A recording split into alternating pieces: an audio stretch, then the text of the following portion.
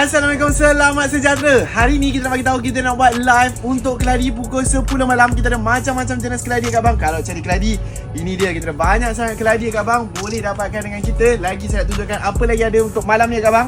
Yang mencari jenis-jenis keladi yang tahan lasak boleh dapatkan hybrid Fika Flower kat bang. Kita ada banyak kat sini. Pelbagai jenis, pelbagai corak kat bang. Ini dia.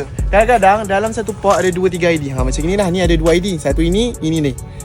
Untung tak untung kat abang kalau beli. Okey, nampak ni kat abang. Jenis beralun pun ada tau. Warna hijau beralun, nampak tak? Dia punya ni, tepi daun dia. Cantiknya. Lepas tu kita ada macam-macam warna. Yang best-best kat abang. Bukan setakat hijau je kat abang. Macam-macam colour kat abang. Yang penting yang senang jaga kat rumah kat abang. Dapatkan hybrid Fika Flower. Kak abang, bukan setakat kali dia kak abang, kita juga ada jenis-jenis kolokasia kak abang. Siapa yang mencari, jumpa malam ni kak abang. Kolokasia jenis besar ke dapat. Tengok ni, cantik tak cantik. Kita ada macam-macam jenis untuk malam ni. Jenis kolokasia kak abang, boleh tengok kat sini. Tengok, ada macam-macam ID kan kak abang. Kat belakang sana pun ada, kita tengok kat sana. Tengok tu, macam-macam lagi kak abang. Jadi kak abang, jom join live kita malam ni kak abang. Lagi satu saya nak tunjukkan jenis apa yang kita nak buka malam ini kak abang.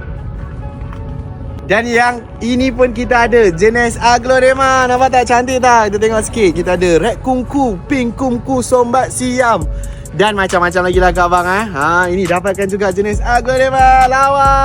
Cantik tak? Cantik tak? Ini dia. Dapatkan malam ini. Bye.